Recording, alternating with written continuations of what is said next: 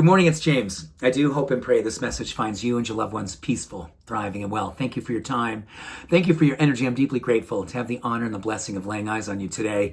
And I'm going to tell you, I took a few extra minutes this morning before I pushed the go button because I wanted to just ask Spirit, ask the universe, ask God for some real strong support this morning. I want to make sure this message lands in your heart and you never forget how good you are. And I know being a spiritual being here in this physical body, in this physical world, is not easy all the time. And more it seems like it's asking ever more of us. And I think today is a perfect time to talk about what I'm going to share with you today. I'm calling this the sacred power of being a superhuman. Now, sometimes when I hear that word superhuman or that phrase superhuman, it sounds kind of fitness and sort of physical. But this is not. This is about spiritual vitality and some of the science behind what gives us spiritual vitality. And I think you're going to love these three things. They're basically practices. These are things that I'm learning more and more about my life. And I really want to be a practitioner of being a sacred human in this physical experience.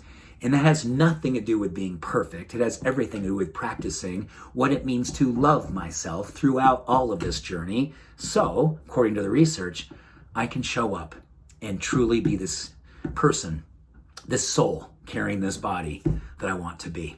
So you're going to love this. Number one, the voice that we have inside predominantly is gentle, supportive, kind, and deeply understanding.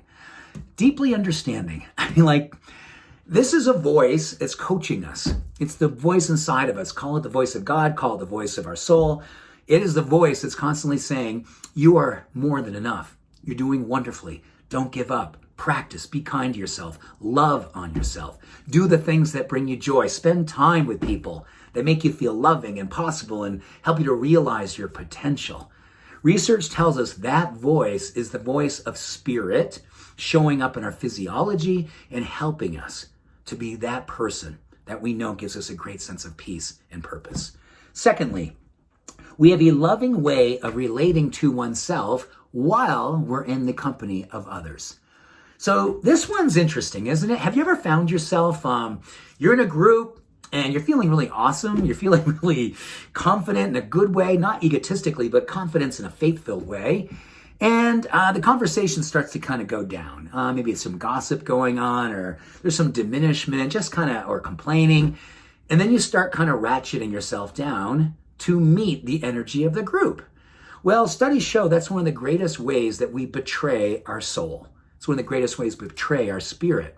One of the greatest things we can do is to recognize the energy and absolutely own that number one, gentle, supportive, kind, and deeply understanding voice. We're not judging others. We're discerning what's happening, but we own our truth. We don't dim our light to make the rest of the group more comfortable. We stand in our truth. We shine our light. And if we have nothing that we want to contribute that's going to be part of that conversation, all we do is hold the presence, or we gracefully disinvite ourselves. We just step away with grace. Very key distinction. And thirdly, there's this practice about self-compassion that they bring in. It's about mindfulness, common humanity, and a deep connection to self-awareness. It's that in life, we know that there's different iterations of how we show up. Some days we have our lights on. Other days we're just doing our best, and our best is hopefully good enough to help us just feel at the end of the day. It wasn't my most awesome self, but I still love myself no matter what. I love myself, and I didn't leave myself or judge myself for not being perfect every single day. The practice of being a good, sacred human, showing up and expressing our superpower, is simply the practice of being real, being authentically ourselves, and being vulnerably open to a voice inside of ourselves that constantly reminds us that we are always enough, always enough. And the more that we listen to that voice, the more that we lean into our hearts knowing, is the more that we participate in a life in this physical experience with this beautiful body that we get a chance to carry around as long as spirit deems is willing to. We have an opportunity to shine, beginning with ourselves. Listen closely to your small voice. Let him or her always tell you, you are loved, you are enough, and you are always, always loved. Thank you. Much love, every blessing. Bye for now.